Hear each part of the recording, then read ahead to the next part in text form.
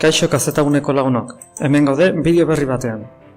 Oraingo honetan, gure Android tablet edo smartphone gailuetan, Google Calendar nola erabiltzen den erakutsiko dizuegu. Calendar agenda eta egutegi bat egiten duen aplikazioa da. Google Calendar normalean ez da gure gailuetan instalaturik egongo. Google Play aplikaziotik deskargatu eta instalatu dezakezue. Gure kasuan, aplikazioa instalatua eta eguneratua dago. Jarraian, kalendar irekiko dugu. Aplikazioak gure denbora kudeatzen lagunduko gaitu. Eskaintzen dugun aukeren artean, ekitaldi, jaiegun eta urtebetetzeaz abisatzea dago. Bai bista moduak ikusteko edo beste gauza askotarako, menu aukera sakatu beharko dugu, ezkerraldean, goialdean. Kalendarrek gure egutegi edo agenda ikusteko modu ezberdinak eskaintzen dizkigu. 4 modu ezberdin daude: ordutegia, eguna, astea eta hilabetea. Ordutegi moduan egunak lista moduan agertuko dira.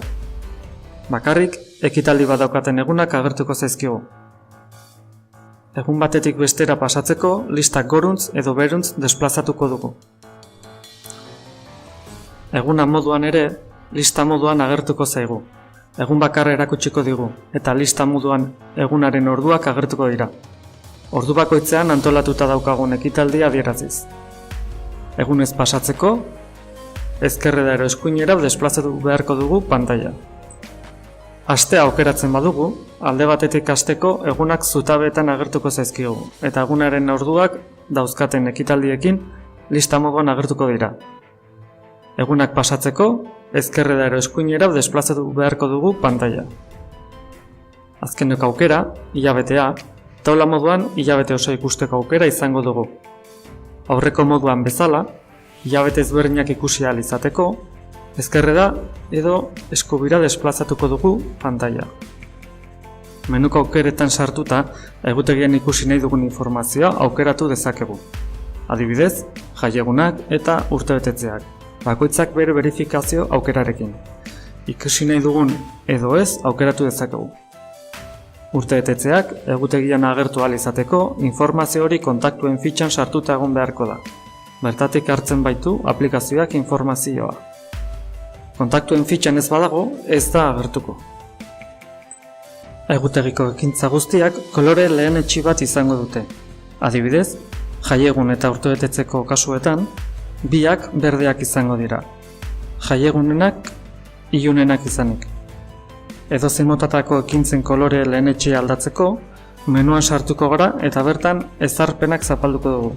Bertan aldatzeko aukera izango dugu. Jaiegun eta urtebetetze egunak automatikoki egutegian jarriko dira. Baina, horietaz aparte, beste bat jarri nahi badugu, eskubi behealdean plus simboloarekin dagoen botoia sakatuz, 3 aukera emango dizkigu: helburua, abisua eta gertaera. Aipatutako azken ekintza mota ikusten hasiko gara, gertaerak. Kasu honetan, datu asko betetzeko aukera emango digu. Horien artean, izena, data, kokapena, jakinarazpena nahi dugun momentua, konkretuki ekintza honen kolorea, eta abar. Beharren arabera, atal ezberdinak beteko ditugu. Beranduago ere aldatu edo osatu daitezke datuak.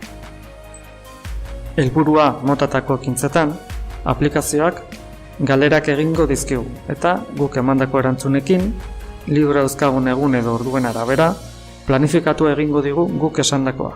Adibidez, astean 3 aldiz kirola egin arratsaldetan. Bukatzeko, abisu motatako aukeratu ezkero, bakarrik ekintzaren izena, data eta gertara hau errepikatzen den edo ez, betetzeko aukera emango digu. Azken 2 mota hauetan, gertakizuna eginda bezala markatzeko aukera emango digu. Ederki, hauxe izan da guztia. Espero dugu bideoa lagungarria izatea. Gero arte.